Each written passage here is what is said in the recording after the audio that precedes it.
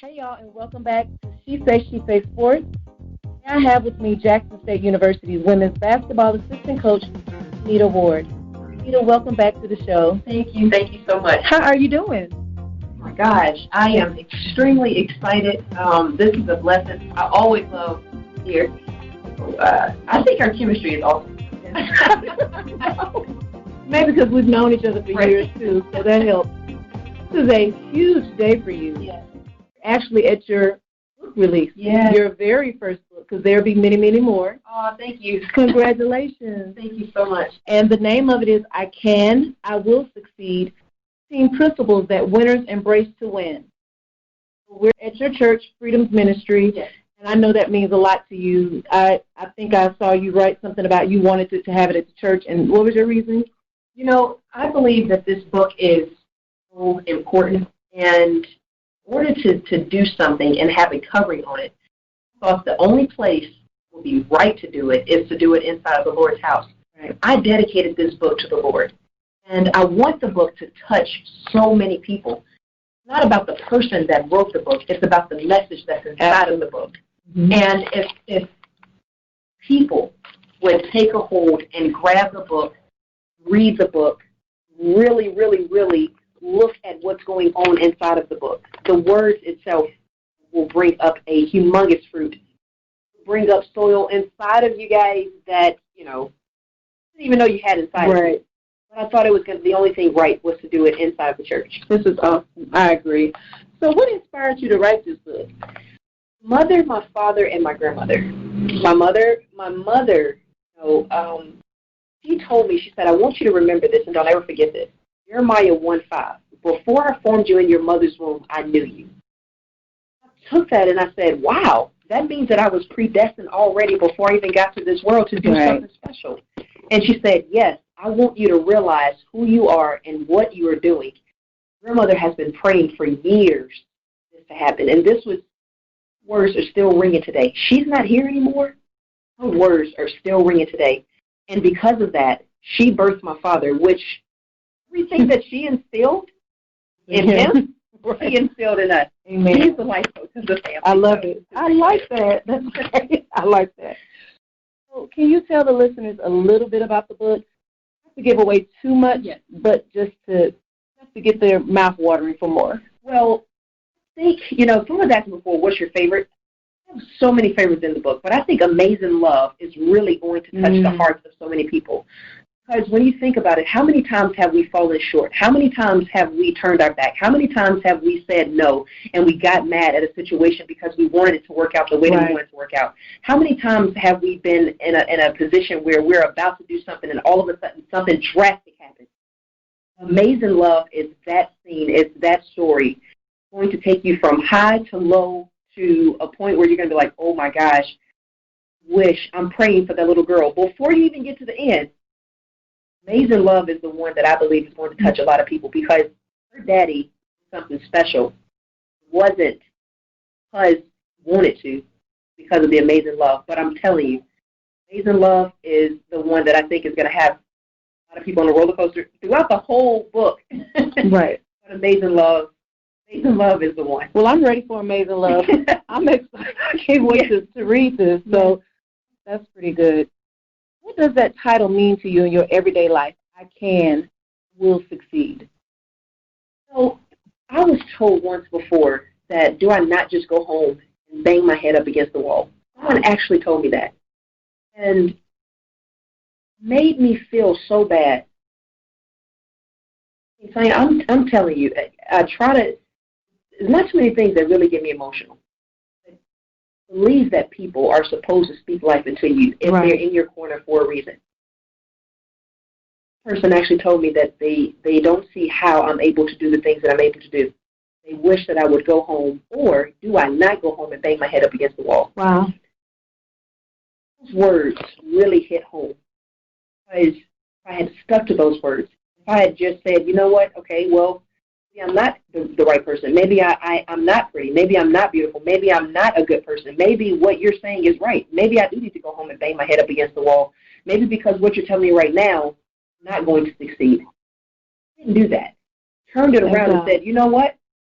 you're saying to me is probably because you see something in me that I don't see inside myself, and you see the future me. So I'm going to take that, and I'm going to turn it around, and I'm going to say, you know what, I will succeed.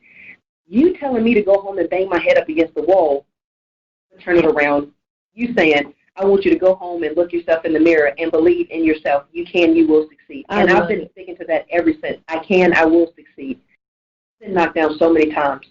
Because of God's grace and his mercy, I don't show it on my face. If you could peel back the layers inside of me, you would probably see a girl that was probably in a corner that probably really wanted to bang her head up against the wall because of the words that people have said over the course of my life.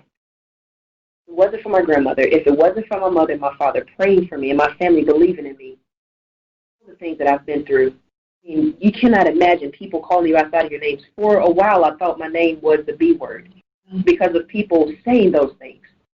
Because I had people in my corner that was connected to me. Didn't show it. Dad said, make sure you never show what people say about you in your face. Never showed it. Kept pressing forward because I knew if I had crumbled, if I had succumbed to that, I would not be where I am today. Thank God I didn't fall. They would have succeeded. That's right. So words are so powerful, and I'm so thankful because they don't know, but they planted a seed in you. Yes. You turned it around. Yes. And because of the word that was already instilled in you from your mother's womb, yes, they couldn't win. That's so good. It's such a blessing that you continued to get it the opposite way. And people have to really watch what they say. Yes. But, you know, when you don't understand it, you continue to say things that's not of you. You know, as a child, an adult speaks to a child and tell a child things along the lines of, oh, you're stupid, you're crazy, you're not going to do this, you're not going to do that. Adults have to be careful because that person is the future. That person is one that's going to lead something one day. And if you tell that person that they're not going to be able to succeed, if you go on and shatter that person's or that kid's, that young lady, that young guy's dream, what are you saying to them? What do you want them to achieve? Do you want them to continue to stay in a rut? Do you want them to continue to stay? They're just now trying to figure out who they are. It's our job as adults. It's our job as people to speak life, not to put someone inside of a box, tell them you can't get out unless I allow you to get out. No, that's not the goal here. The goal is to live your life the way that it needs to be lived because everybody has a seed inside of them. Everybody has a talent. It's up to you what you do with that talent. A couple choices. You can bury it or you can multiply it. The choice is yours. That's right, because we are all purpose by design. Come on, whether you know it or not. That's right. Everybody has a purpose on this earth. That is so true. So, have you incorporated those 15 principles throughout your career? They come about as you grow as a person and or as a player and a coach? Yes. So throughout my course of playing basketball, I've went through a lot. Basketball. Mm-hmm. Most people go, it's just a sport. You're just throwing a ball into a hoop and you run up and down the floor. There's a mental toll that comes on you, not just on your body, but there's a mental toll that you take. A ton of words, a ton of emotional roller coasters that you're on. A ton of you trying to figure out who you are as a person. Right. And for me, good thing about this was my mother, my father, my grandmother, family, continue to push. They continue to say, don't worry about that. Don't stop. I know they said that you were this way. I know they said that you're crazy. I know they said that you're stupid. I know they called you out of your name. I know, something drastic may have happened. You call home and people are going, oh, I don't even understand why you're born. Tell you, if I could tell you my story through basketball, what I've had to go through to get to where I am now, you would not believe how many times you did not want me to succeed. You know what I did? Every single time someone told me something, I still kept a smile on my face, still showed love, I still believed I could succeed. Walls may tell you something different, going home and crying. My mother and my father may tell you something different, going home and crying. I know this to be true. I left that house. I was stronger, I was more wiser, I was more confident. I knew what I had to face once I left the house, once I left my foundation. started there at the house. I'm telling you, if we had time to talk about who I am through basketball and what it took just to stand here today, you would probably go, I don't know how you made it. I mean, my shoes are probably too big for somebody else to walk into. I'm telling you, if it wasn't for God's grace and mercy, don't know what would happen. Them to tell me, and it still sticks with me, for them to tell me, don't you go home and bang your head up against the wall. It was probably the worst thing that someone ever could have said to me. My face. What? He's so good. He's so good. He's so gracious, and he's so merciful. That I had to go through that to get to where I am now. You know that saying back in the day, sticks and stones may break your bones, but words will never hurt, right? They actually really do. They do. They do hurt. We were kids. Yes, but they didn't break my bones. They tried to break you emotionally, spiritually, and mentally. I'm so thankful again, family, for Mom Anita, your mom and your dad, because without them, probably would have been banging your head against the wall. True. So it's definitely amazing. Family and a family that are believers. Mm-hmm. That's really what makes the difference. 100%. 100%. Listen, love, that's the reason why Amazing Love was so important. To put something in there along those lines. Amazing Love is so important to me because it shows a family loves each other, believes in each other.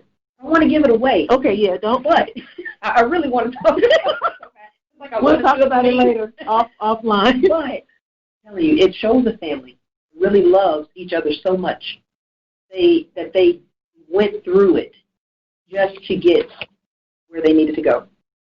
And so, I mean,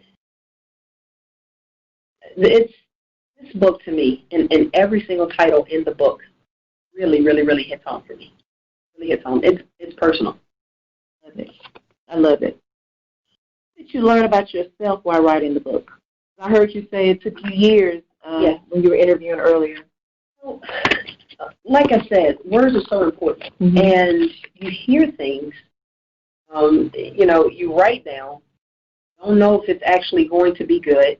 Right. You just write. Take a leap of faith.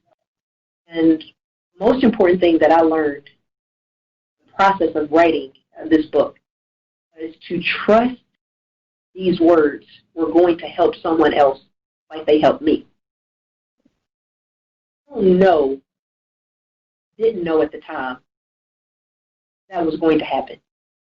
I know now from going back and reading this book, from going back and, about the process and having years and years and years to just go, okay, tweak a little bit here. Let me change a little bit here. Let me fix a little bit here.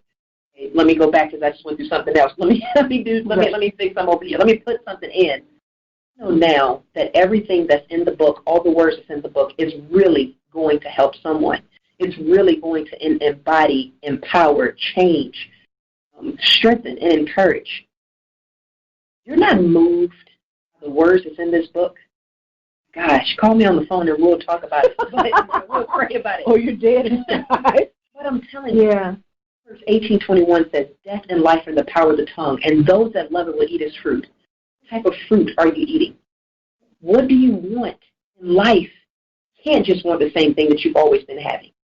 You have to want something different. I know that there's more people out there than myself had someone to say something to them that really hurt them on the inside.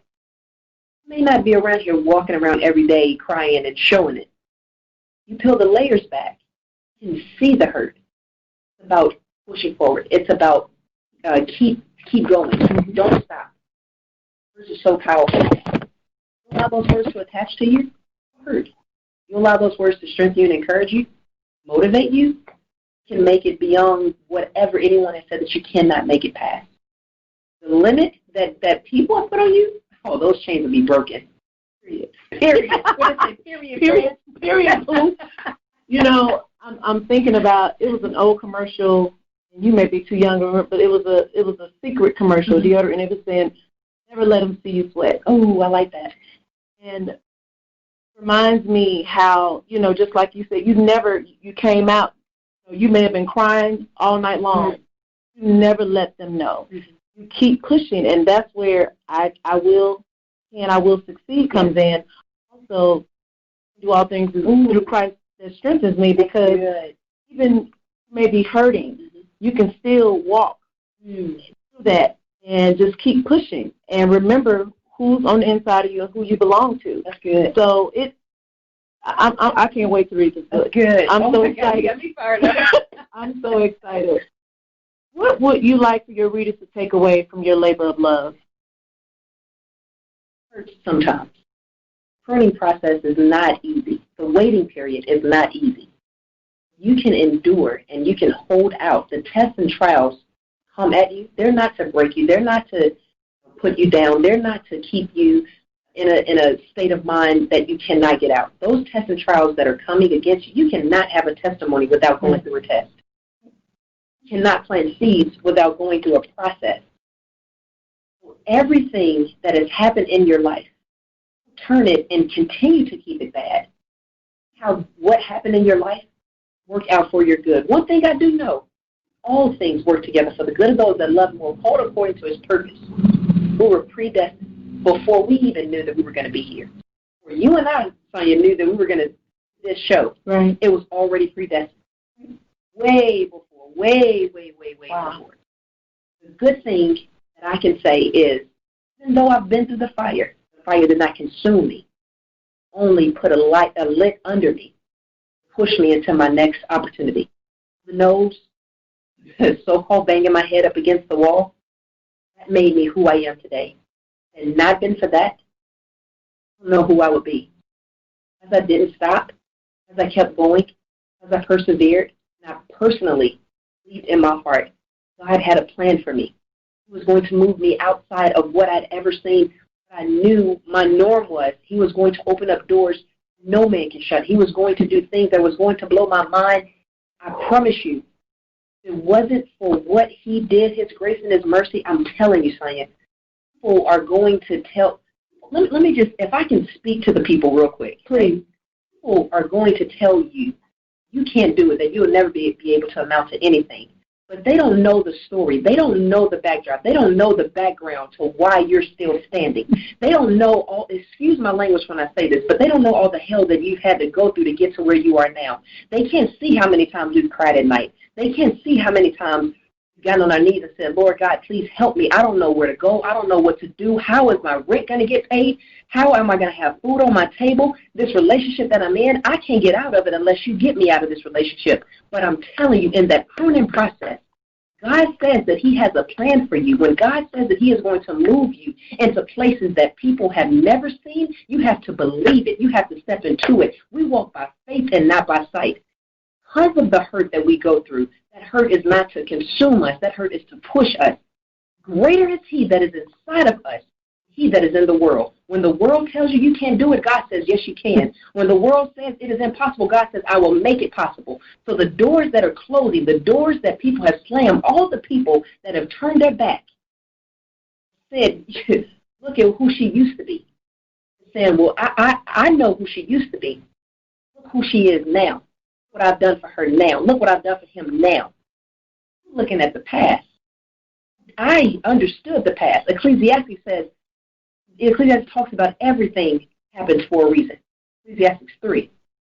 Things that we go through in our life, we think that we go through them just because. The purpose and a reason for every single thing that we're going through. The only person that knows how to get you to the next level, the person that holds the future. You allow God to mold you and shape you. Does not feel good. Does hurt. All of the hurt that people have put on you, all of the negative words they put on you. What? Because I'm going to turn it into gold. The only thing we have to do is renew our mind and say, Father, forgive me for everything that I've done, because I know you hold my future. Words that my mother and father always speaks about: grace, mercy. Not been for his grace and mercy, where would I be today? Oh, y'all better be glad this is this show, because I will be running around this room right now. Oh, Anita, that was a blessing. And you, not only you spoke to so many listeners, you spoke to me. And I'm ready to read this book. I'll tell you that. I'm excited. I need to know, what would you tell Juanita now? If you can speak to her right now, what would you tell her? It's so amazing. So amazing that you mentioned that. Yeah, my mother had this picture in the house, and I was down at the house, and I was looking at the baby picture of myself. And I saw in that picture a child growing up. Eyes were bright. Eyes were white as white can be. I saw another picture, me in my teens.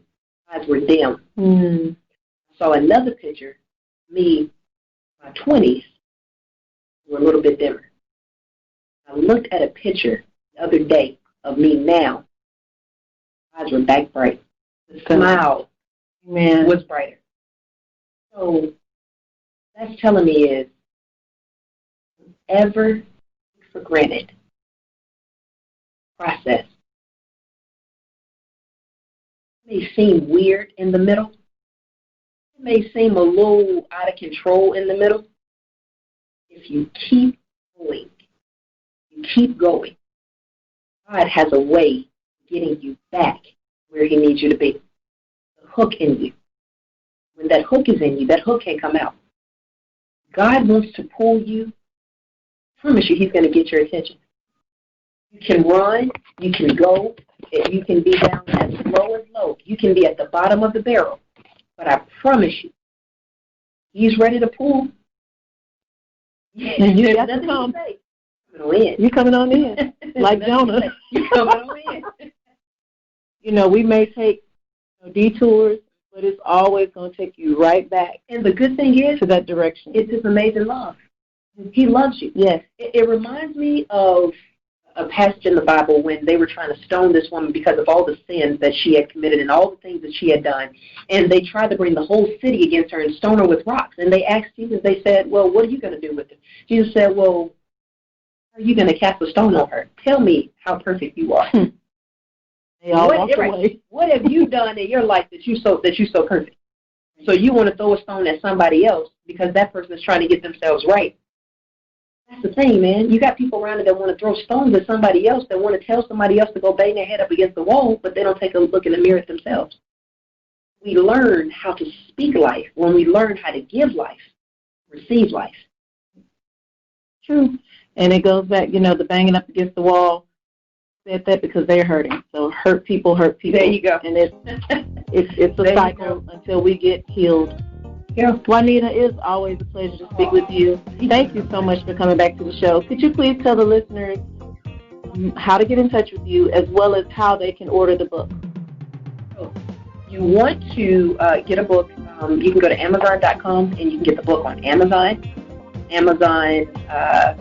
hard copy, and you can also get an ebook. In a couple of days, we will have another news that's going to come out. Oh, wow. Book as well. Okay. Also, you can go to my website, www.anitaward.com. You can get the book there as well. You can order it from there. Also, if you want, you can email us. The team will reach out and get in contact with you at icanIwillsucceed5@gmail.com. That's the number 5 or the number 5. icanIwillsucceed, the number 5@gmail.com. Okay. All right. Well, I'm old school, so I will be getting a hard copy. I'm old school. I like to hold it in my hand. But, well, that's our show for today. Until then, before I go, so follow me. She Says She Say Sports on Facebook. Say She Say Sports 23 on Instagram. Till next time, this is Sonia with She Says She Say Sports. See you on the radio.